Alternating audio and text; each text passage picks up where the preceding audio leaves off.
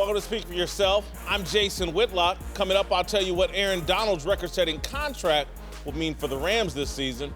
But we begin today with the Green Bay Packers, Aaron Rodgers, and Khalil Mack. Today, the Green Bay Press-Gazette laid out the case for the Packers acquiring Mack, the Pro Bowl pass rusher who is holding out of the Raiders training camp in a contract dispute. Pete Doherty wrote that Aaron Rodgers' new contract puts the Packers in position to pursue Mack, writing, quote, "You can look to the Packers' recent history to see them spend big on a quarterback and a defensive player at the same time. In a 10-day period in April 2013, they signed Rodgers and Clay Matthews to contract extensions. The Raiders have leaked that the price tag for landing Mack is 2 first-round picks. The Packers are the only team with 2 first-round picks next season. With Aaron Rodgers in his prime, it would be irresponsible for the Packers not to pursue Mack. He's perfect for Green Bay. Mack is a humble kid who became a college star at the University of Buffalo after no big schools recruited him. He's a star athlete who's unafraid to espouse his Christian faith. His dad was a deacon in a Southern church. His mom was a teacher. Why is that all important? Because we're talking about Green Bay, Wisconsin. Green Bay is not a destination location for young black NFL superstars. There's no Magic City or King of Diamonds in Green Bay. Trust me, I've looked.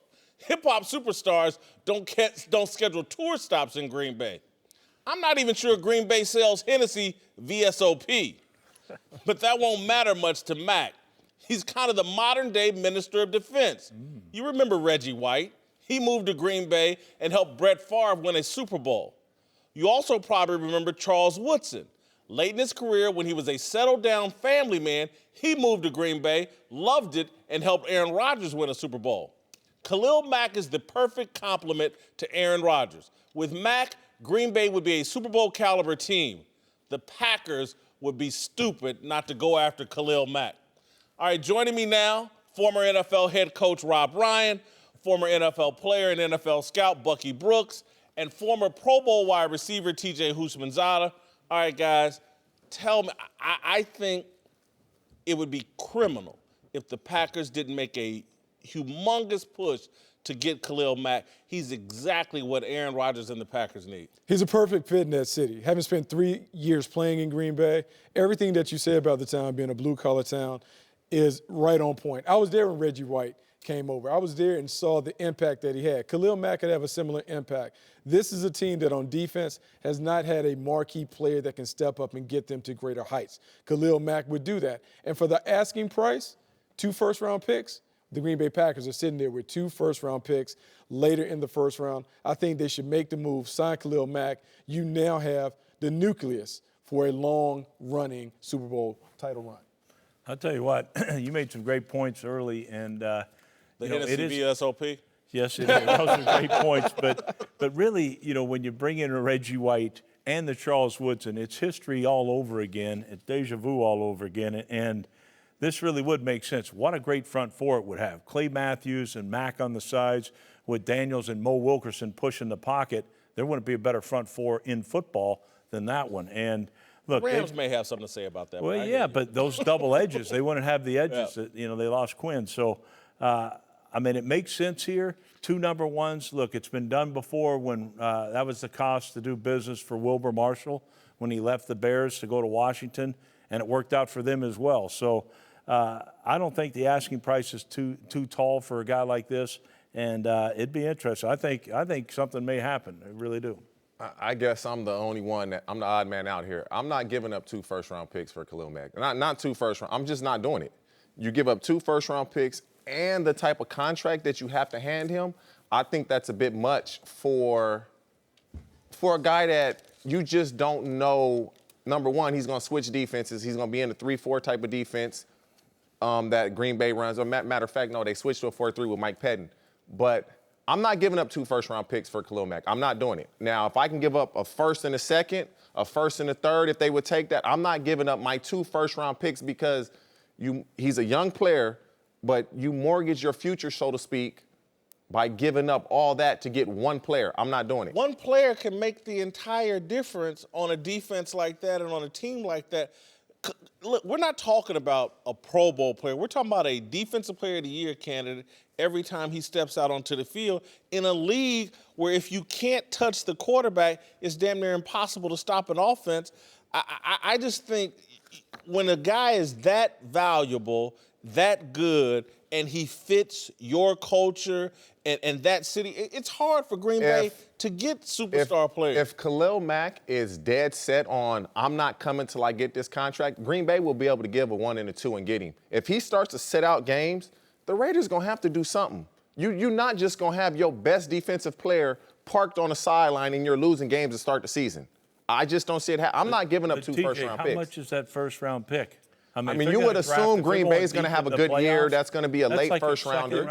Yeah, you're talking about in the 20s. In the 20s, you're talking about guys that may be starters but not impact players. If you're talking about a top 10 pick, you're talking about guys that should be perennial Pro Bowl players. Now, Bucky, the thing about this, though, is what kind of contract is he going to want now seeing what Aaron Donald has? Oh, yeah, but he can't get more than Aaron Donald. He'll get coming close to that is outrageous. He's going to get in the 20 million range. But look, let's be honest. You have to build your team. Brian Gutekunst, the new general manager, knows he has to build his team to win a division. In that division, all quarterbacks. Kirk Cousins, Matthew Stafford, and even Mitch Trubisky. You need to make sure that you have a pass rush that can affect the quarterback. The best way to do it is go get one of the best. Now, let's be honest. Clay Matthews, I believe his contract runs out in a year or two. You pay Khalil Mack $20 million a year, you're going to have to give Clay Matthews some of that, too. No. Oh, you don't have to give Clay Matthews. No, you move on. You can move on from Clay Matthews. You can move on from Clay Matthews. And the other thing, when you start drafting in the 20s and 30s in the first round, there's no guarantees at all. And a Khalil Mack is a proven commodity. He's a proven commodity, but when you got to give him over $100 million, I just don't know if you do that. But remember, Brian Gutekunst said it's a new way of doing business in Green Bay. They're no longer afraid to delve in the free agent market, the trade market. They committed big money to Aaron Rodgers. I think they would be fine committing big money to Khalil Mack to upgrade their team. All right, to a guy whose holdout is finally over, Aaron Donald, who agreed to a new 6-year, $135 million contract extension with the Rams. The deal includes $87 million in guarantees and about $40 million today, and sets a new record for defensive players with an average salary of $22.5 million per year. Let me first applaud the Rams and Aaron Donald. To me, this deal makes sense. Aaron Donald, to me, is the best football player in football. The best football player. He's better, and to me, as a football player, he's better to me than Aaron Rodgers, Tom Brady, any of the damn quarterbacks. Applaud them for giving. He deserves it. I think he's going to earn it. I think this guy wants to be an all-time great football player. I don't think his play will be affected. Having said all that, there's too many happy guys in the Rams locker room for me. Way too many. Everything has been settled. Everybody got paid. Everybody is happy and content. I think the Rams are going to be a disappointment because there's too many happy people. Too many happy guys in their locker room. You need that tension you don't want to get paid. In that locker room. Hey, I love this move. I love what the Rams have done the entire offseason, and this is how you manipulate having a rookie quarterback on a small deal. Jared Goff is playing on a team-friendly deal. You make the push right now before you have to re-up and pay him $25, $30 million annually. The way they have these deals constructed, Todd Gurley, Brandon Cooks, Aaron Donald, and Jared Goff, they will all be the core players. Marcus Peters, Aqib Talib, and Ndamukong Suh, they may be short-term rentals, but in the meantime, they can win a bunch of games. They're going to be a force in the NFC. Offense and defense, they are lights out. They only need to find an outside edge rusher. That's the only hole in their teams don't work. The NFL dream teams don't work. Don't like it. Right. I mean, that's the one thing. It'll be interesting to see because on paper, this team wins it. There's no question. But the game's not played on paper, as we know, and it'll be interesting to see when adversity hits this football team, especially on their defense. They have Wade Phillips, who's got to be the happiest guy in the world. Oh, he's got them all. He's he ain't happier than Aaron Donald. He's handpicked. Yeah, well, maybe. But he's handpicked those corners. He's got the pass rushers now. You got Sue and Donald inside. And everybody's forgetting about Brockers. I mean, that's ridiculous. All that new money in one locker room in Los Angeles is a recipe for. You're right. The greatest show on turf got beat by the Patriots. Yeah. Thank you. And we had the best team. That's all. If I don't mind. I like the move. If you're a self-motivated person, which 99% of the guys in the league are, they've given out $211 million in guaranteed money. Todd Gurley, Aaron Donald, and Ndamukong Suh, Brandon Cooks, and Havenstein, offensive guard. If I'm a free agent, I'm trying to get to the Rams. Trying to get to like LA. They have shown they are not afraid to pay you. It's like the Showtime Number Lakers. one, you get to come like in the Showtime LA Lakers. with this weather. The Lakers won NBA's 5 a whole, titles, right? The NBA's a whole different animal than the NFL. The Rams are going to be a really good team for so many years to come. And you're going to get pressure up the middle. That's how you affect the quarterback, is pressure up the middle. You got two of the better ball hawk corners in Talib and Marcus Peters. On paper, we got a new stadium. Impossible. It's about to be popping in Inglewood. Let me tell you. Inglewood. Let me tell you who's the happiest. Who's happier than Wade Phillips? Who's happier than Aaron Donald? Trust me, who's looking at all these contracts and already knew there was $200 million floating around the Lambs locker room. The Kardashians. Get out of here. We're leaving the NBA and we're headed to the NFL. Oh my God. That's who's happy. That's what and I'm saying that. I'm saying that as a joke, but I'm telling you, if you don't think there's some women around LA, it's like, oh my God, what's going on out there with the Rams? I can't wait to get out there post game, during the game, whatever. I'm just too much happiness in the NFL, too many guys in that locker room with all this brand new money. Bucky, I saw it with the 98 Kansas City Chiefs. Yes, I was They there. brought in everybody, and it was a dream team, and I thought they was going 16-0, and they signed everybody, and everybody said, and it blows up in your face. It's impossible to have a bad year defense. Unless one of these guys gets hurt, it's impossible. It's virtually impossible. I mean, on paper, like not even on paper, the way they're constructed to be problematic for everyone. Offensively, Ty Gurley is a guy that starts with, but then adding Brandon Cooks gives them another dimension on offense. And then defensively with Wade Phillips and what he wants to do. Even Joyner at safety, he's a good player. Yeah. I mean, they have a lot of good players. I've never seen a team that can struggle I never heard a coach say, I can't have enough good players. I have too many good players. You want to have all those guys at your disposal. Talib and Marcus Peters, you can have too many headache players. You got to have some dogs. And Ndamukong Suh, headache player. I think those guys, I think they're misunderstood. This, to me, is arrogance from Sean McVay. And I'm not trying to knock him. He's a young coach, had a lot of success. And then you throw in Wade Phillips. And then you start believing, man, I can coach anybody. I can take Jason Whitlock, fat, 50 years old, and I can turn him into a player. That's they can coach any headache in the NFL. Wade Phillips has had Talib, so they're going to relate. He's had him. Has he ever had Talib paired with Marcus Peters? Oh, man, I like that. I love that combination. Two dogs. You want to have two feisty ball hawks? Good. Can't get better than that. Kaepernicks are happier and will be happier. I mean, the Kardashians will be happier about all of this. All right, welcome back. Bucky Brooks, TJ Houshmandzadeh are back. We're joined now by the founder of the big league, Jason McIntyre. Let's move to Colin Kaepernick, who just won a minor victory in his collusion grievance against the NFL, with an arbitrator denying the league's request for a summary judgment that would have dismissed Kaepernick's case. The ruling means the grievance will now move forward to trial, and some bookmakers are actually taking bets on whether the league will settle with Kaepernick out of court. And I actually think that would be the smart thing to do. The NFL needs to put this controversy behind them.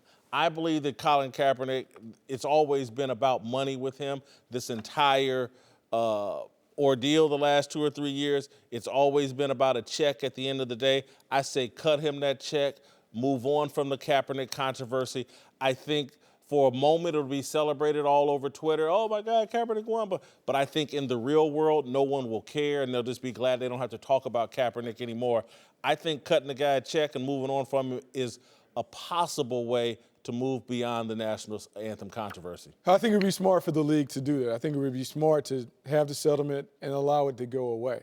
I think for Colin Kaepernick, I think the challenge would be, are you really in this for the money? Or are you in this for the bigger picture? Because if he's in this for the bigger picture, how about you think about him taking a $1 settlement if the owners acknowledge that they colluded to conspire to keep him out the league? If it's really about that, then they can be like that. What does he get out of that? I'm just saying. What are the odds the owners do that, huh? Oh, no, they would love that. Let's see what it's really about. He gets nothing out of that. Number one, The owners they're not settling at all. No chance. Man, this is Really? going to get this continued and gonna be bad. It's gonna be continued. bad. It will not be talked about much. This will be continued for 5, 6, 7 years. They have so much money, they're just going to continue it in a system, and this will never end. And eventually, Colin Kaepernick he's not playing. It's not like Brady or Ezekiel Elliott where it's like, okay, I've had enough, I'm done fighting. He's not playing. If the league was smart, they'd give him, he was supposed to make $16 million, I believe, that last year, give him $30, $35 million, pay his attorney fees, and like you said, it'd be over with. The NFL is a bunch of billionaire owners. They're not going to admit that they did this, and all this will go on for years and years and years as long as he wants to fight. But this idea that it's going to be a big story during the season, here's where I push back. Last year, a lot of the star quarterbacks were injured. Andrew Luck's down. Deshaun Watson's down.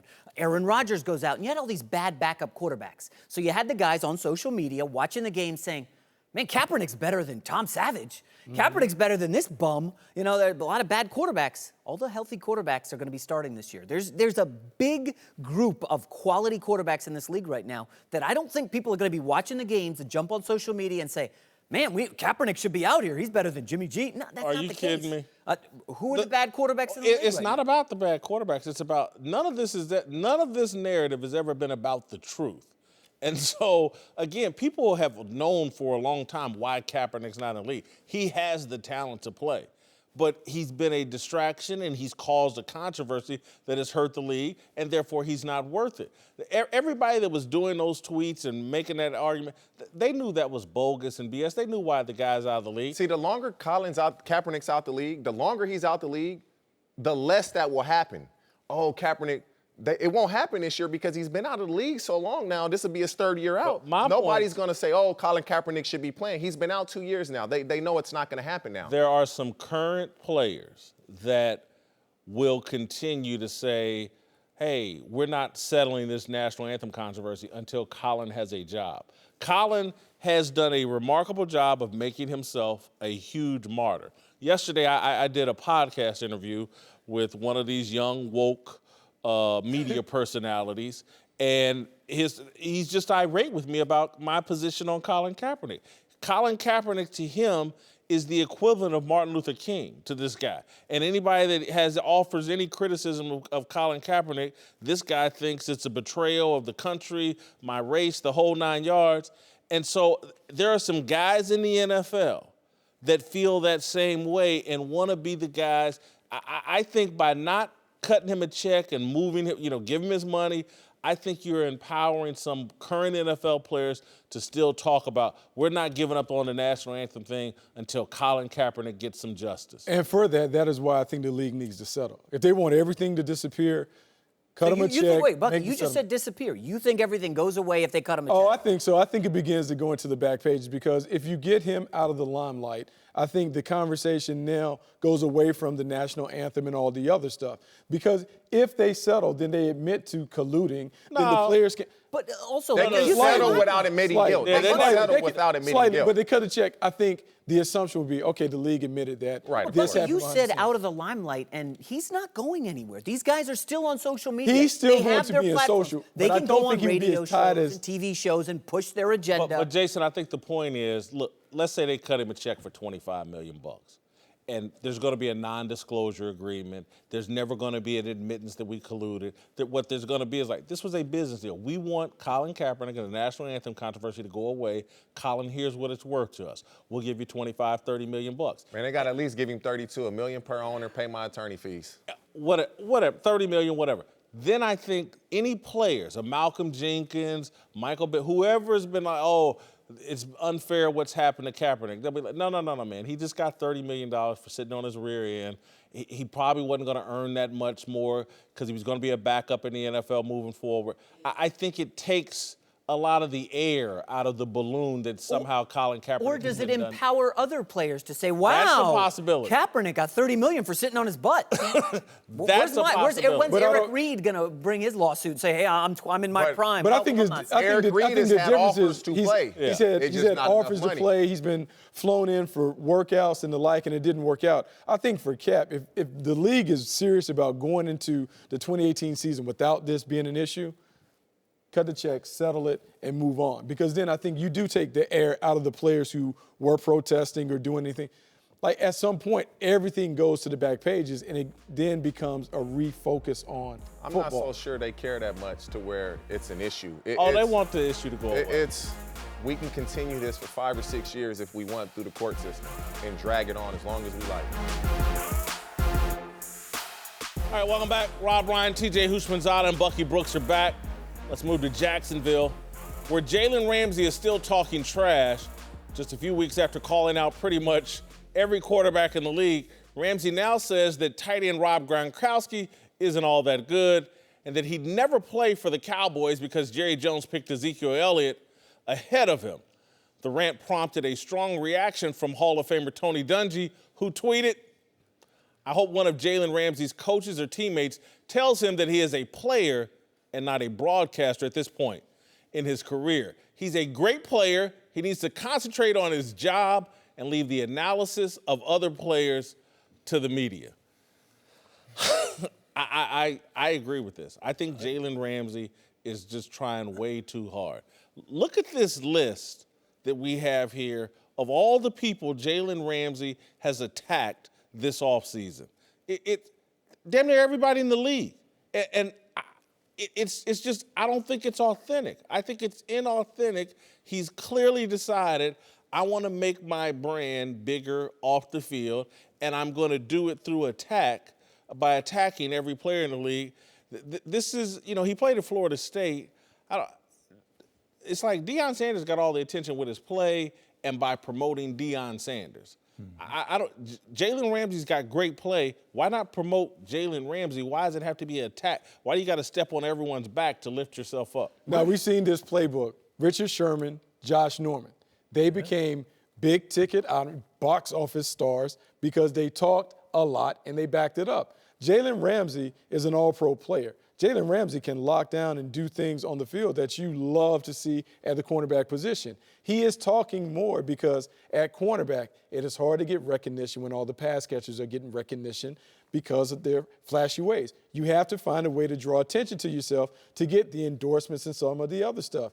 He is offering up his opinion. It has put a bullseye on his back. If he plays well, though, he's going to parlay that into big money off the field. Where's the Tom Coughlin coming in here and just snatching this guy up by the collar? That's like, it makes no sense. I mean, this is supposed to be the big disciplinary and all that.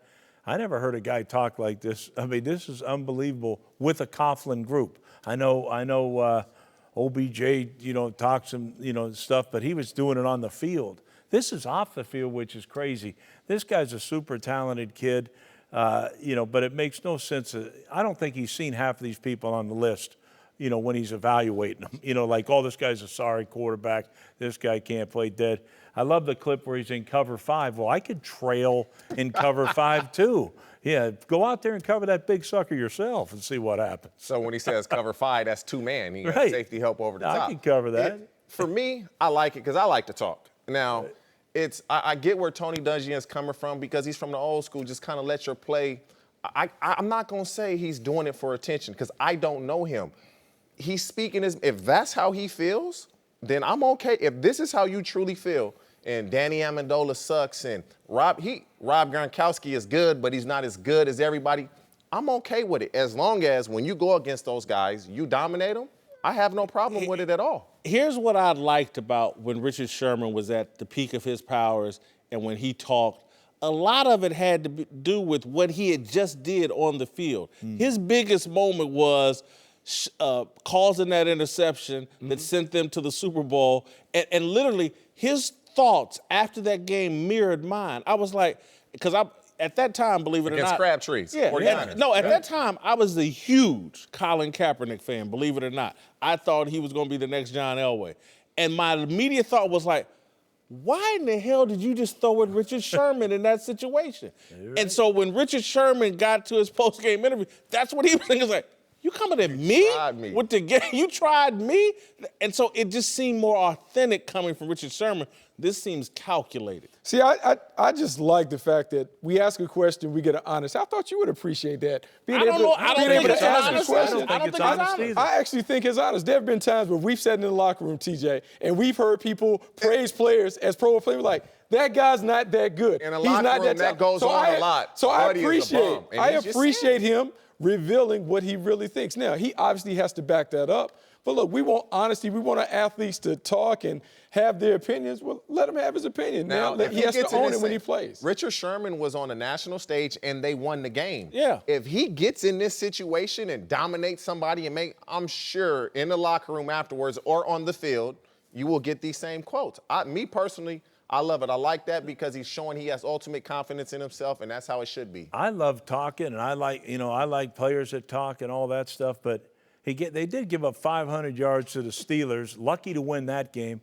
and then had a fourth quarter collapse to this sorry receiver, Amendola, for 2 touchdowns in the fourth quarter. Like, what is he talking about? This kid dominated them to go to the Super Bowl. Like, I don't like these but to be comments fair, about him. all receivers aren't created equal. Like, in talking about Danny Amendola, I don't know if anyone of us up here would say that Danny Amendola is a Tier 1 receiver. No, he's not. I think when he's talking about he's a pretty good effective slot. He's a good, but if you dig deeper in the quote, he said Tom Brady makes a lot of guys really, really good. And in essence, he said Tom Brady created Danny Amendola. I don't have any doubt about that. Here's one that I think no one can. It's inauthentic. Rookie quarterback coming into the league, Josh Allen. There you go. Who played at Wyoming. Jalen Ramsey's never seen him play. No way. He's not watching Wyoming tape. He's never seen him play a snap. Honestly, I think that came from the tweets that surfaced that Josh Allen had put out. I think that was a little collateral from the tweets that surfaced prior to the draft. That's where I believe that came from. Oh, and if so, I'm sure. Because why he's the only rookie on the list, I believe that was a little collateral damage because of that. I think it's collateral damage from groupthink. Everybody in the media was criticizing Josh Allen, Mel Kiper, and everybody, or I don't know if it was Mel Kiper, but a lot of scouts were, a lot of people on TV criticized. And so he just fell right in line with everybody else. Let's take a pot shot at Josh Allen. Look, Jalen Ramsey, as much as he runs his mouth, anything Josh Allen said he was a kid, Jalen Ramsey said too, or something just as stupid. So if that's what he's doing, if it's collateral damage from that, good luck with that, Jalen. All right, to San Francisco, where Jimmy Garoppolo just signed an endorsement deal with the Jordan brand, which the Chicago area native says was a dream come true. Garoppolo fulfilled another lifelong dream earlier this summer, going out on a date with a porn star, which ended up being caught on tape by TMZ. When this thing happened with Garoppolo and the porn star, I argued on this show that it may hurt him endorsement-wise. That now that we know Jimmy G is Jimmy the Freak or Jimmy G String, I just was wondering if brands would want to be associated with him. Clearly, I was wrong. The Jordan brand and people are sticking with him. He's got some other endorsement deals, and no one's backed away from him. So to me, this is a huge bet that Jimmy G is going to back up being Jimmy the Freak by bringing Jimmy the Freak on the field as well.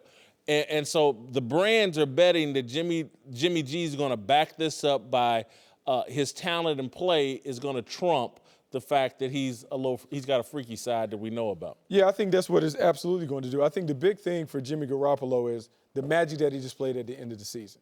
Being able to lead his team on a 5-game run where, look, you talk about a team that couldn't win games without him. He was the single most important factor in making that team change. And so the 49ers play a bunch of primetime games. Jordan wants to make sure that everyone sees a great quarterback in his brand. If they win, like some of us are expecting them to do, Jimmy Garoppolo is going to be a nice investment for the Jordan brand. Yeah, I mean, I think this kid's got a lot going for him. I mean, obviously, he's a fantastic talent. He's a smart kid. He hasn't lost as a starter. I mean, he's got that going for him. Well, can we just inject? We know the Ryans have a freaky side, too. So, yeah, maybe that's why I like him. It's a date, man. Like, who you date is not indicative of who you are. It's not. It's a date. Now, who you marry and who you end up being with, yes, but a date, he's just having fun. It could be one night. Now, if he's still with her, that's a different story. It's a date. I understand that, but that's an indicator. Who you date is an indicator. No, who you go out on a date with. Now, who you date is different to who you go out on a date with. You see, I mean, it's two different. You see how I did that? Okay. So going out on a date with somebody and who you date is completely different. So I don't. He's young, he's rich, he's nice looking, he having fun. I'm glad for him. I'm happy for him. Listen, I'm rooting for Jimmy G, but again, he has put a bullseye on his back. And I think Bucky's point about the Jordan brand and these other guys realizing how much they're going to be on national TV. And again, if he hits, it's going to be a mammoth home run. He's with one of the better franchises in the history of the NFL. So if he plays well, it's crazy. It's going to go crazy. It'll be a mammoth home run, but it also could be a swing and a miss. He didn't have the greatest preseason, and I think there is something to, and I said this at the time, and I'm not trying to make too much of it. Like, again, who you go out on a date with is a bit of an indicator in terms of, do you like a little chaos in your life? That's what I think I see from Jimmy G in terms of particularly going out in public in Beverly Hills. You know this is paparazzi zone, TMZ zone. Jimmy the Freak likes a little, Jimmy G likes a little chaos in his life. And sometimes I don't want a quarterback that wants that kind of chaos. But you know where there's no chaos is on the field. Between the lines, this guy is legit. He's a student of the game. He's learned from great coaches. And now he gets to finally show that he belongs as a superstar in this league. And I think he will. And I think they're getting the endorsement right now. They're getting it on the right guy. This kid's got everything. He's going to put butts in the seats in the stadium. He's going to get endorsements, and they're just going to keep coming in if he keeps winning. He makes a mistake, dates somebody, okay. Everybody but does look at it this way, though. He took her out in public, so he wasn't hiding anything. Well, actually, I mean, that's the thing. He took her out. He didn't wasn't hide. hiding anything. Yeah, he took her straight he was out out in public. in Beverly Hills, one of the hottest spots. Exactly. Here I am. I mean, look, it's a different time. Guys are letting people know exactly how they feel, who they are. Jimmy G put a little more pressure on himself, but I think he'll live up to it. Rob, I just want to say this. If Rex gives you any flack for my comment, tell him I've got a freaky side. Punch me into Google, and you'll see it for yourself. Where's that Twitter thing? I need to hit you with it because we are different brothers. All right, welcome back. Rob Ryan, TJ Houshmandzadeh, and Bucky Brooks are back. We just heard my take on LeBron's The Shop.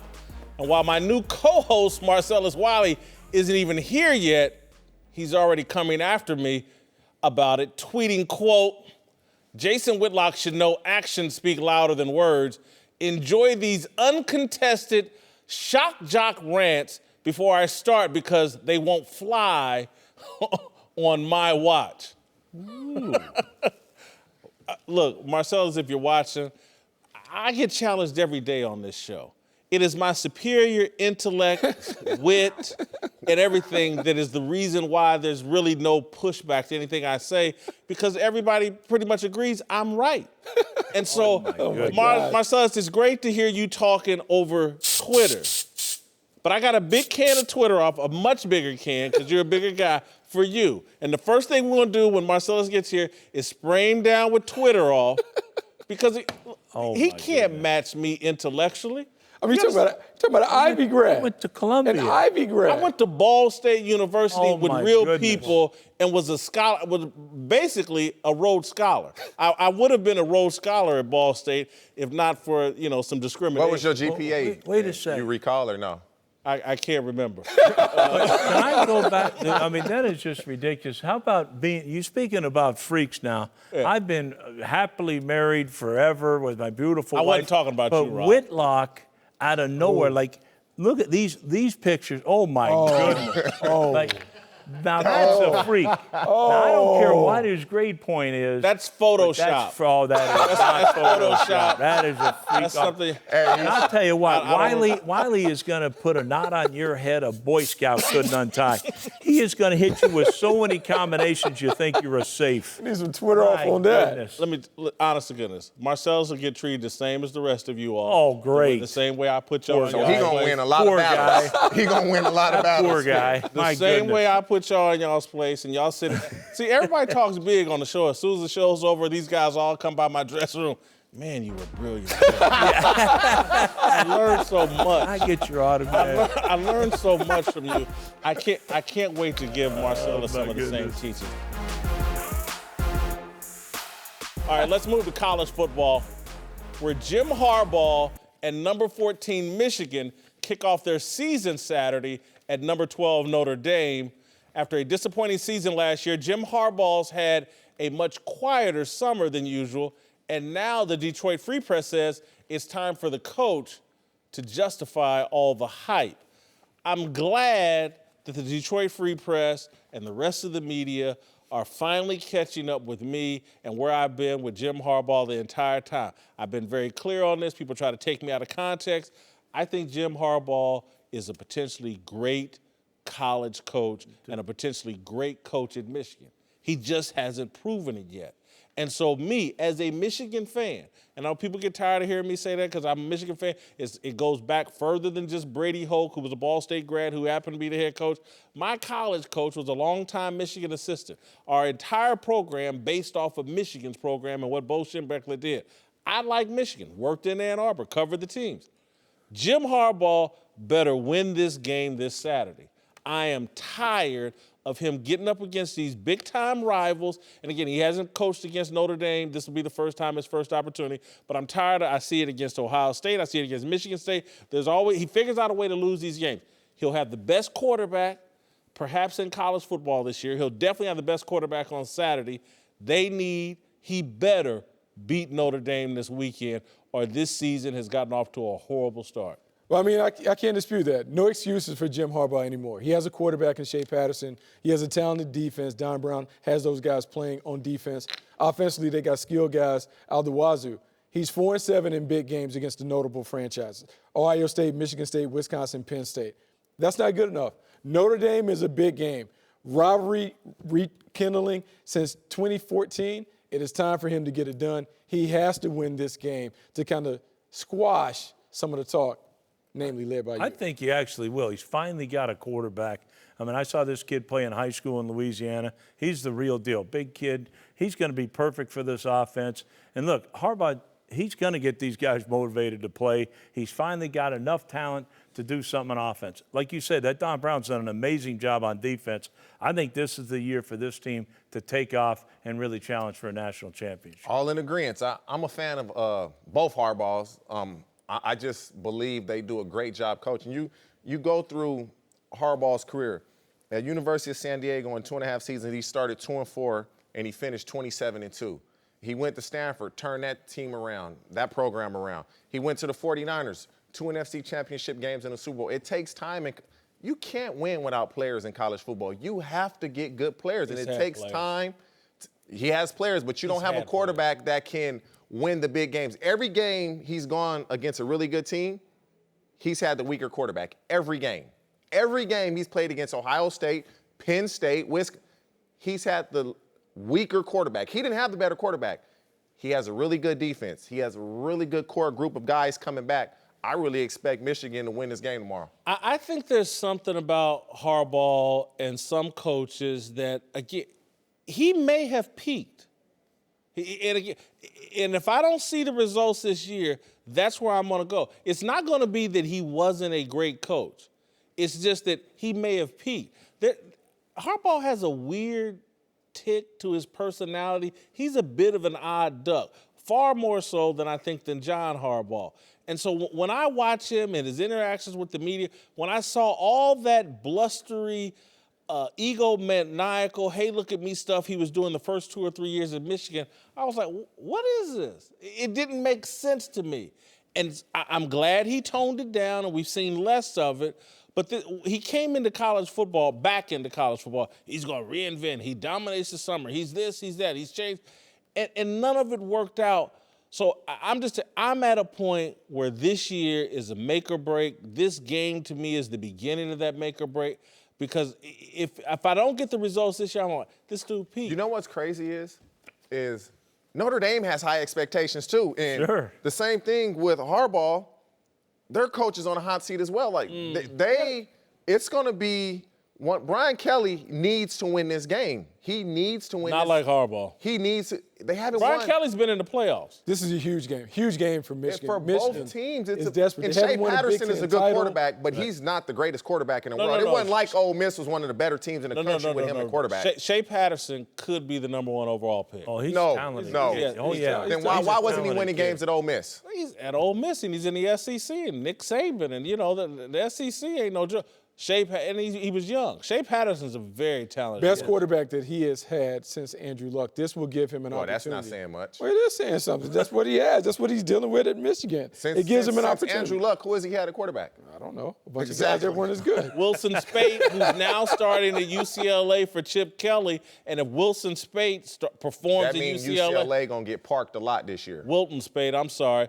Look, if Chip Kelly gets more out of Spate than Harbaugh did, that'll be another bad look. But I saw Shea Patterson with my own eyes at summer camp. Got to look at him for a couple of days. Shea Patterson's the real deal. That ball comes out of this kid's hands beautifully. And what's in between his ears? You can't tell He's a until the game playmaker. starts. He's a playmaker. I He'll tell be you good what, for I us. saw that kid in high school, and he was a man with a bunch of boys. I like this kid a lot, and I think he's going to get a pro-style offense, where Luck succeeded in. I think this guy will be great for Harbaugh, and I agree. I look for Harbaugh to win this one, and hopefully he has it picked. All right, welcome back. Bucky Brooks is here for last call. Let's move to Baltimore, where Joe Flacco says he's fine with the Ravens' decision to draft Lamar Jackson, saying, quote, honestly, did not bother me. Bucky, you buying this? Yeah, I'm buying it to a point. I believe everyone is bothered when they put someone in your seat. They put someone in the room to challenge you. He obviously knew that the Baltimore Ravens were challenging him by bringing Lamar Jackson in. I think he's responding in splendid fashion. I buy it because I think he later went on to say he's motivated by it, but he's not bothered by it. And I can buy that. You can be motivated and be like, okay, they're saying I'm not playing good enough. They took a guy, but he has so much confidence in himself. And I think he understands that Lamar Jackson's a couple, 2 or 3 years away from being ready, that he's motivated, not bothered. All right, to Cleveland, where Baker Mayfield looked sharp in the Browns' preseason finale last night. Even still, Hugh Jackson made it crystal clear Tyrod Taylor is the starter. Bucky, should the number 1 overall pick be the week 1 starter for the Cleveland Browns? No, not in this situation. He's playing behind a Pro Bowl quarterback, a guy that just led. Who? Tyrod Taylor's been to a Pro Bowl. Tyrod Taylor. They signed a Pro Bowl quarterback? Two-time Pro Bowl quarterback. And he just led the Buffalo Bills to the playoffs. So why is the rush? There's no rush to put Baker Mayfield on the field. I believe you roll with Tyrod until about the middle of the season, then maybe you get Baker. Which Pro Bowl was this in? And he's been to 2. How many quarterbacks got injured for him to get in? I don't know. He's been in. Once you go in, you always called a Pro Bowler. Marcellus will be here Tuesday. We'll get to the bottom of this Pro Bowl situation with Tyrod Taylor.